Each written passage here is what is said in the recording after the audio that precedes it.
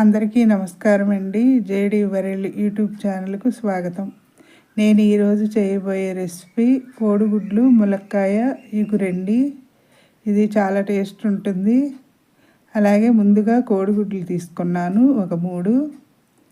దీనికి ములక్కాడలు ఒక 3 తీసుకున్నానండి. మనం చేసుకునే దాన్ని బట్టి. ఉల్లిపాయలు ఈ ఇగురు కూరకి గ్రేవీ కోసం 2 పెద్ద సైజు ఉల్లిపాయలు పొట్టు తీసి పెట్టానండి. అలాగే ఉడికించి పెట్టుకున్న కోడిగుడ్లు గుల్ల ఒలిసేయాలండి వీటిని. అలాగే మునక్కాడ ముక్కలు ఇలా తీసి పెట్టుకోవాలండి. చక్కగా చిన్నగా ముక్కలు కోసుకోవాలి. ఇప్పుడు దీనిలోకి ఈ ఉల్లిపాయలని కడిగి ఇలా సన్నగా పీసెస్గా చేసుకోవాలి.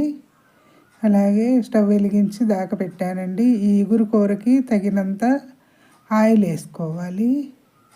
అలాగే దీనిలో కొంచెం మినపప్పు, అలాగే ఆవాలు, కొంచెం జీలకర్ర వేసి తాలింపులో బాగుంటుందండి. ఈ కరివేపాకు ఇప్పుడు ఈ సంవత్సరం ఏంటో ఎక్కువ ఎండల్లో సీడ పట్టేసిన చుక్క వస్తుంది లేదు. తర్వాత ఈ ఫ్రై అయిన తర్వాత ఉల్లిపాయ వేసుకున్నానండి. ఉల్లిపాయ వేసి మొత్తం ఇలా కలిపిన తర్వాత ఈ ములక్కాయ ముక్కలు ముందుగా కట్ చేసి పెట్టుకున్నవి వేసి మొత్తం ఇలా కలుపుకోవాలండి. కలిపి తర్వాత ఈ ఆయిల్లో మగ్గితే ములక్కాడ ముక్కలు చాలా బాగుంటాయండి. ఇప్పుడు దీనిలో కొంచెం పసుపు వేసుకోవాలి. పసుపు తర్వాత దీనికి గళ్ళుప్పు కూడా సాల్ట్ కన్నా కూడా చాలా మంచిదండి కూరల్లో.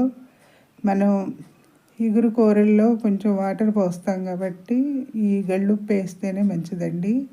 ఇలా వేసిన తర్వాత మొత్తం కూడా ఇలా కలిపి ఒక 5 మినిట్స్ మూత పెట్టి మగ్గిస్తే చక్కగా మగ్గుతుందండి.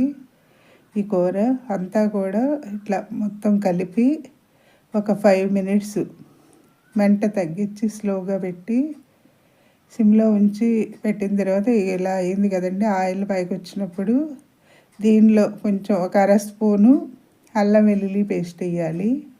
వేసి ఇలా మొత్తం కూడా కలుపుకోవాలండి. ఇది మటన్ చికెన్ కన్నా కూడా చాలా బాగుంటుంది మసాలా ఫ్లేవర్తో. అల్లం వెల్లుల్లి ఇదివరకు ఇగురు కూరలు ఇలానే చేసేవాళ్ళండి. అయితే ఇప్పుడు మొత్తం కూడా ఇలా కలుపుకోవాలి. కలిపిన తర్వాత దీనికి తగినంత ఉల్లిపాయ మగ్గింది కదండి. దీనికి మనం తినేదాన్ని బట్టి కారం వేసుకోవాలి.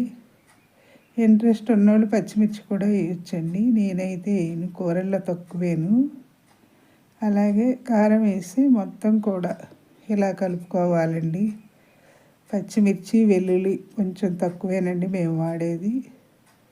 మొత్తం ఇలా కలిపిన తర్వాత దీనికి తగినంత వాటర్ పోసుకోవాలి. ఈ ఉల్లిపాయ ములక్కాయ కూడా కొంచెం ఉడకాలండి వాటర్లో. మనకి గ్రేవీ కావాలి కదా ఇగురు కూర అయినా కూడాను. అందుకు ఇలా వేసిన తర్వాత ఇప్పుడు మనం ఉడికించి పెట్టుకున్న ముందుగా కోడిగుడ్లు వేసుకోవాలండి. దీనిలో వేసి మూత పెట్టాలి. ఒక 10 మినిట్స్ అయితే అయిపోతుంది.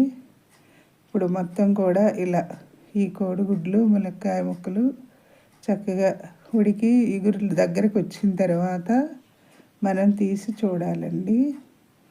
మన గ్రేవీని బట్టి స్టవ్ ఆఫ్ చేసుకోవటమేను. ఇదంతా కూడా ఉండాలి కదండి కలుపుకోవటానికి. గుజ్జు కొంచెం మనం ఇగురు కూర అయినా కూడా కొంచెం కలుపుకోవటానికి ఉండాలి కదా. ఇప్పుడు దీనిలో ఒక స్పూను గరం మసాలా, చిన్న స్పూనేనండి, వేస్తే ఆ మసాలా ఫ్లేవర్కి చాలా బాగుంటుంది ఈ ఇగురు కూర అనేది.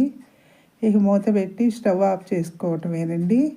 ఇప్పుడు దీన్ని వేరే బౌల్లోకి తీసుకుని సర్వ్ చేసుకోవటమేనండి. ఈ కూర ఇది రైస్లోకి చపాతీలో కూడా చాలా బాగుంటుంది.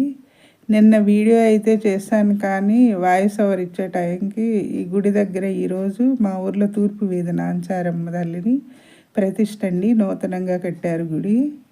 అందుమూలంగా బాగా సౌండ్స్ వస్తున్నాయని వాయిస్ ఓవర్ ఇవ్వడానికి కూడా ఇబ్బంది అయిందండి. అది ఒకటి, కొంచెం బ్యాంక్ పనులుండి బయటికి వెళ్ళాల్సి వచ్చింది. అందుకు నిన్న వీడియో చేయలేకపోయానండి. ఇలా అప్పుడప్పుడు ఇది ఓల్డ్ ఈజ్ వంటకమేనండి. ఇది అమ్మమ్మల కాలం నాటిదేను. అప్పుడప్పుడు ఇగురు కూరలు కూడా పిల్లలకి పరిచయం చేస్తే ఆయిల్ కొంచెం తక్కువగా ఉంటాయి కదా, హెల్త్కి కూడా మంచిది. అయిపోయిందండి కోడిగుడ్లు ములక్కాయ ఇగురు. నచ్చితే లైక్ చేయండి, షేర్ చేయండి, సబ్స్క్రైబ్ చేయండి. మీ లక్ష్మీ కుమారి.